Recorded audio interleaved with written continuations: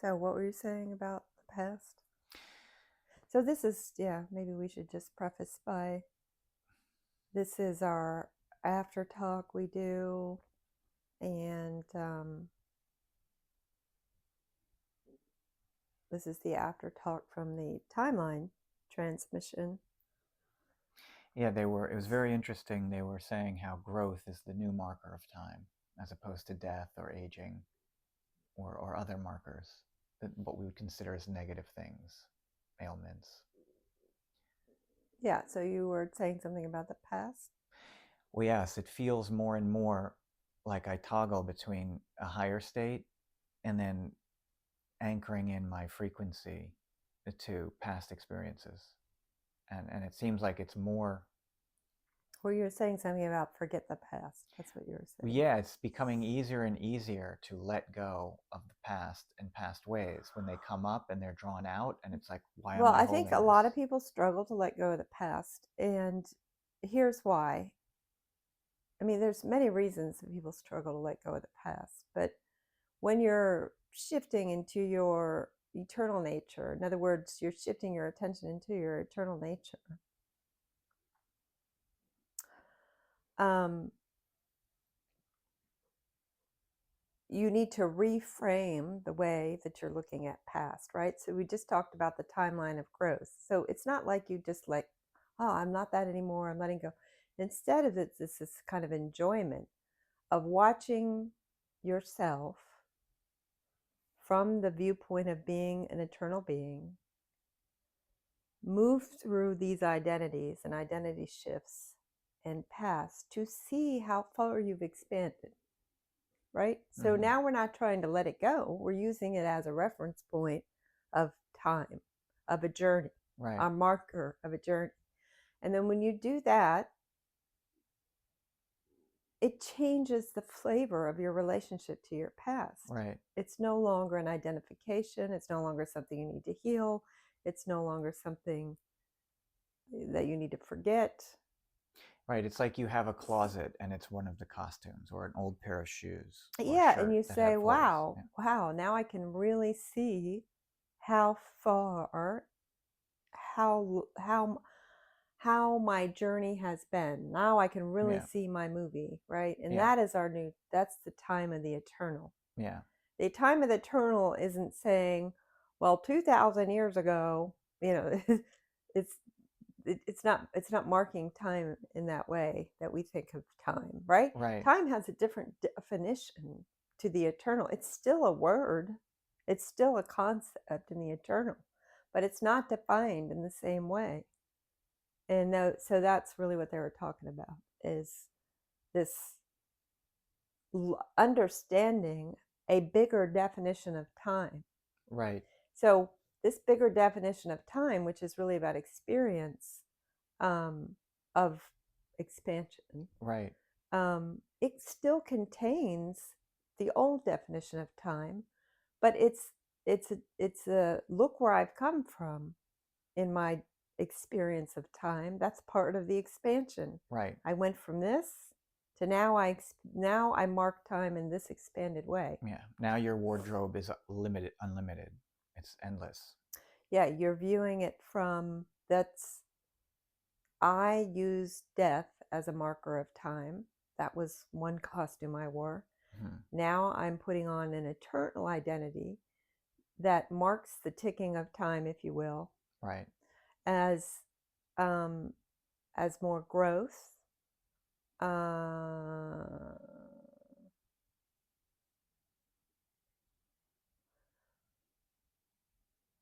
and the experience of greater and greater fill in the blank. Right. But that under that greater and greater is the foundation of perfection. Right. So greater and greater love. Well, what does that mean? Well, greater perfection, greater experience of whether that's variety or depth or height or whatever it is, Mm-hmm. something extra, right? Yeah. Something more. No, I keep bringing it back to the clothing So you analogy. don't look at the body anymore as you can't hold the concept. You can't agree with the rail anymore that the body is on a trajectory of decline, right? You, you have to see that as an old costume, but then you have to put your awareness on, well, what is the new costume that I'm Hmm. wearing? Right. And keep it there, because until that gets automatic in your subconscious and runs, you're going to have to spend some attention and time, focus Yeah. on on that new paradigm. You can't just think it once. Hmm. Well, it's much nicer. It's much more comfortable. It's like putting on cotton or linen and you were wearing polyester and it had holes in it.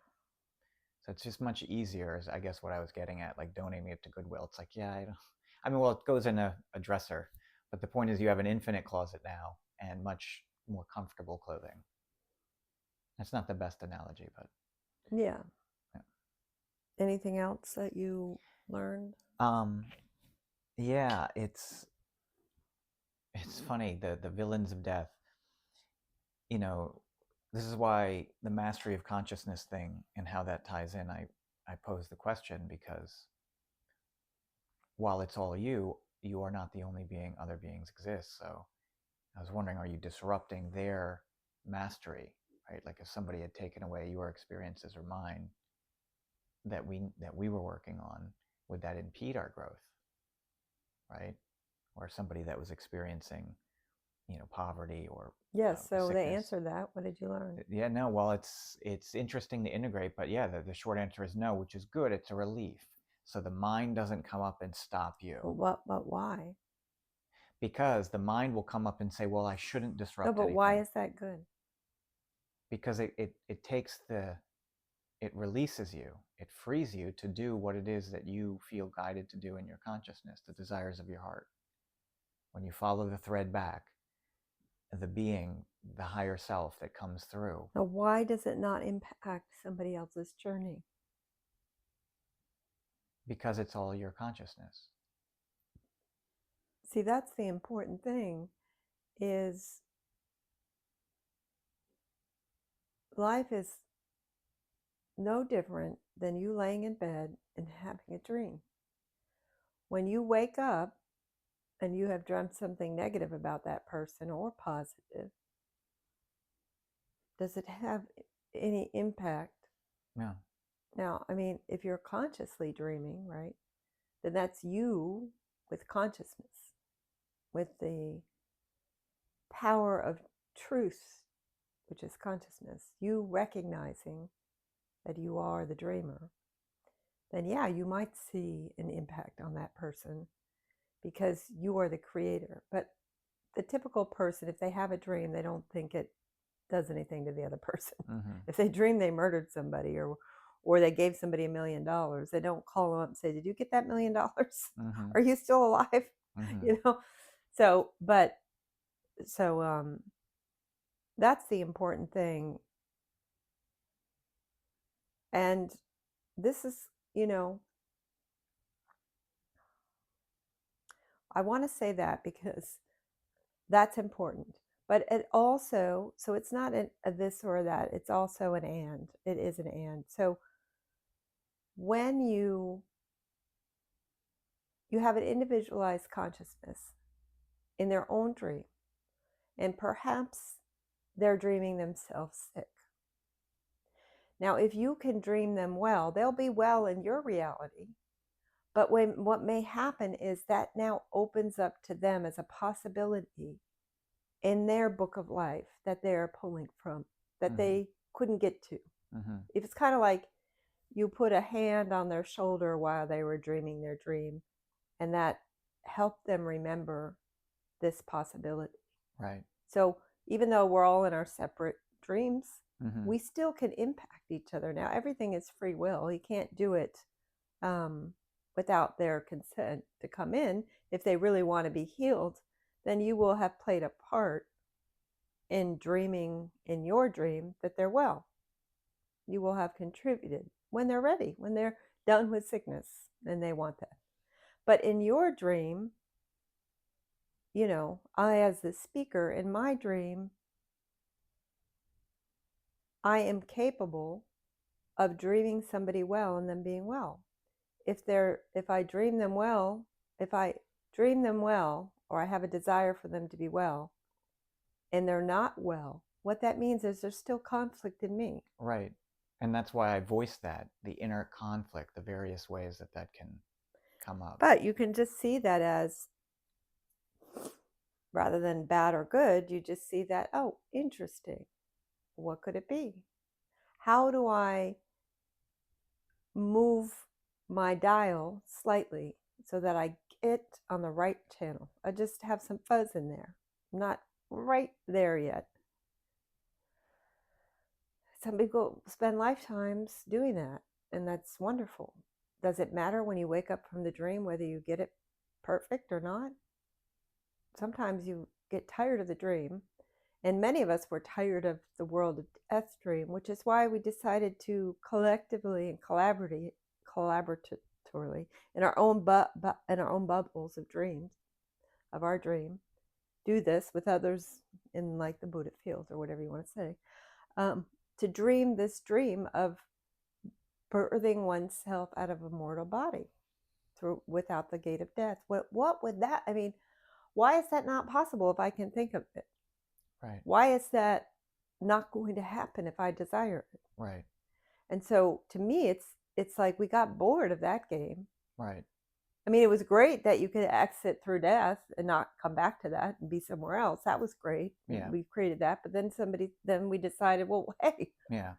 wouldn't it be nice and fun to do that? Yeah. And not only do that, but have people that have succeeded in that, have beings that have succeeded in that, now guiding others that are interested in that Yeah. too. And until suddenly, yeah, you might be born through a woman, but you don't die in the death. Everybody has the experience of getting out of that paradigm that during that lifetime. Right.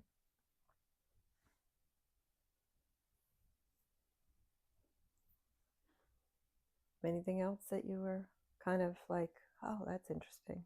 All of it. I'm still integrating. I'll have to go back and listen. I mean, I can remember, pieces.